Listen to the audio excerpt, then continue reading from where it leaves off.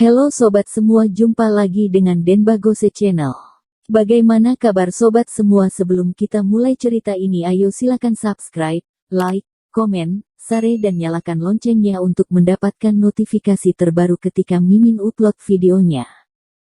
Bab 813 tidak memiliki apa-apa.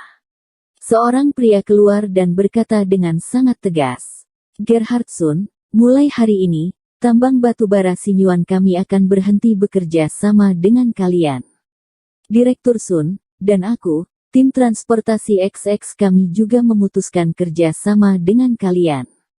Mulai sekarang, semua lalu lintas logistik di kota X akan berhenti melayani kalian. Aku akan menarik pekerja tambang batu bara kalian dalam 3 hari. Tolong selesaikan gajinya tepat waktu. Halo Direktur Sun, aku dari China Everbright Bank. Mengingat perilakumu, bank kami akan berhenti memberi pinjaman. Harap selesaikan sisa pinjaman dalam 3 hari. Dalam sekejap mata, lebih dari belasan bos dan pemimpin dari semua industri yang pernah bekerja sama dengan Gerhard Sun melangkah maju dan langsung memutuskan hubungan dengan Gerhard Sun. Awalnya, itu semua adalah perjanjian kerjasama verbal.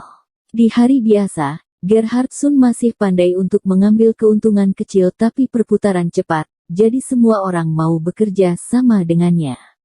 Tapi sekarang tampaknya Gerhard Sun telah menyinggung keluarga Hai.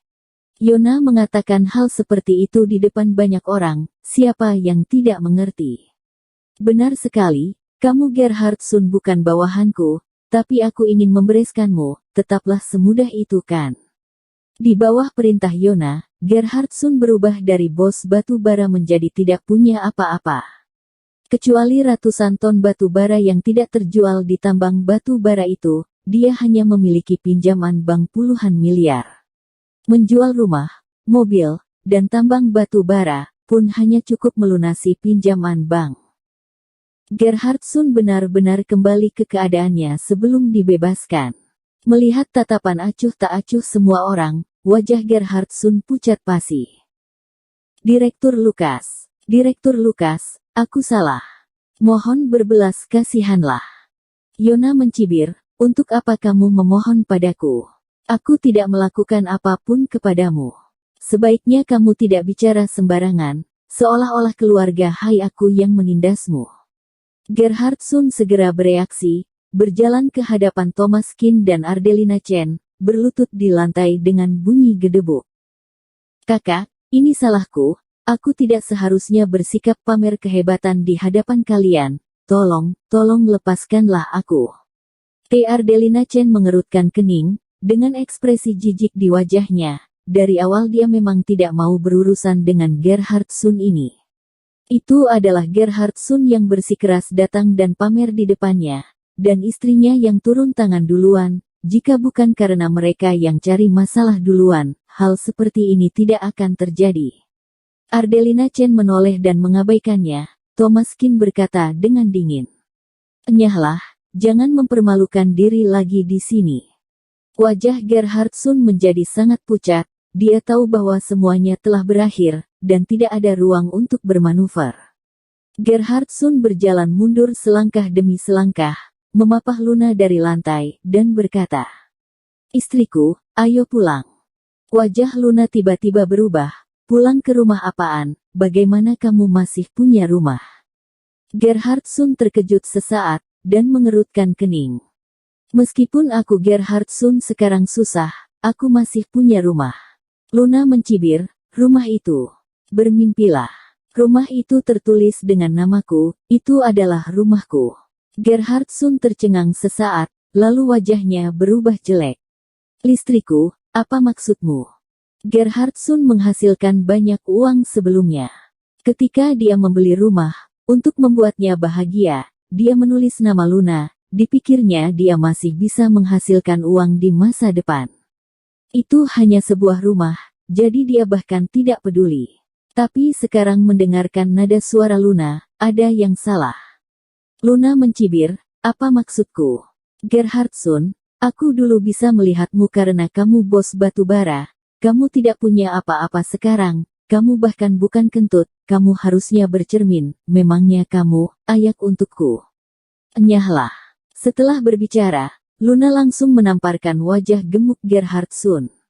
Dengan suara plak, Gerhard Sun benar-benar terpana. Melihat wajah acuh tak acuh Luna, hatinya bagai diiris-iris. Luna, apakah kamu bersamaku karena uang? Luna mencibir, omong kosong, kalau tidak. Lihatlah dirimu, punya apa? Lemah, pengecut, main-main dengan orang-orang sepanjang hari, tidak termotivasi. Jika bukan karena kamu beruntung mendapatkan tambang batu bara kecil ini, masa depan apa yang bisa kamu miliki? Masih berani menyalahkan mantan pacarku karena putus denganmu. Jika itu aku juga tidak akan melihatmu sama sekali. Keluar dari sini. Setelah itu, Luna menutupi dagunya yang dipatahkan oleh Thomas Kin, dan berjalan langsung keluar dari venue. Mendengar ucapan Luna, Gerhard Sun naik darah, dan tiba-tiba matanya menjadi gelap lalu pingsan. Lukas mengerutkan kening, memanggil beberapa pengawal untuk melemparnya keluar. Gerhard Sun tidak akan menyangka bahwa dia hanya melihat mantan pacarnya, hanya pamer beberapa patah kata, telah menyebabkan semua usahanya separuh hidup ini benar-benar sia-sia. Manusia itu memang harus bisa tidak menonjolkan diri. Lukas membawa Thomas Kin dalam tur dan memperkenalkan beberapa pengusaha kaya lokal kepada Thomas Kin. Tuan Kin, aku mendengar bahwa keterampilan medis Anda sangat baik.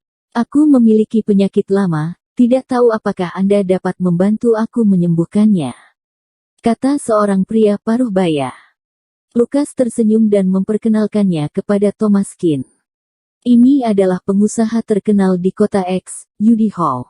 Seluruh bisnis bahan pangan ada di bawah kendalinya. Kamu bisa memanggilnya Raja Mie Instan. Hahaha, Yudi Ho juga tertawa beberapa kali. Jangan dengarkan Direktur Lukas. Aku hanya punya toko kecil, tidak layak disebut. Setelah berbicara, semua orang langsung tertawa. Yudi Ho memang memulai dengan membuka toko kecil, dan kemudian berkembang selangkah demi selangkah dan menjadi pemasok makanan olahan terbesar di kota X. Semua supermarket, toko kecil, hotel, dan departemen distribusi utama lainnya di kota X, semua bahan pangan mereka dipasok oleh Yudi Hall.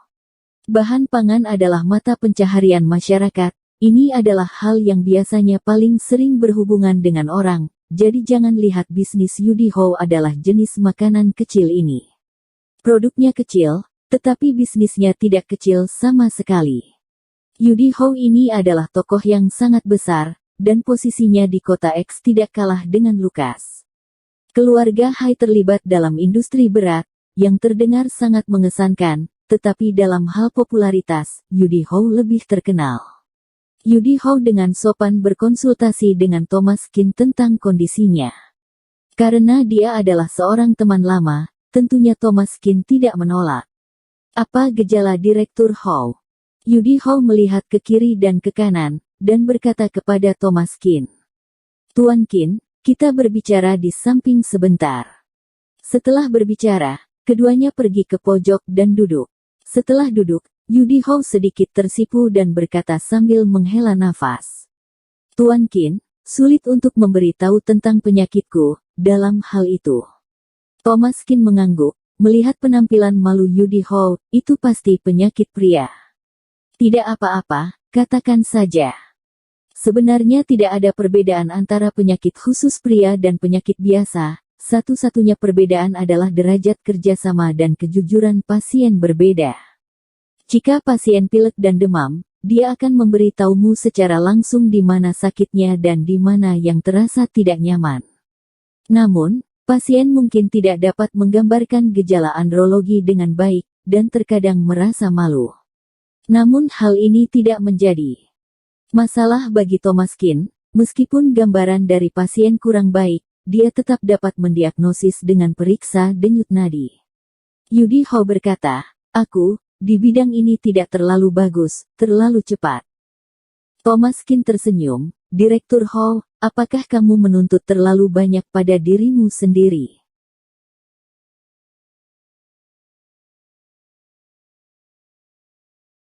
Bersambung. Terima kasih kepada kalian yang telah menonton video ini. Jangan lupa tekan tombol subscribe-nya dan nyalakan notifikasinya untuk mendapatkan video-video seru lainnya dari channel Denbagose.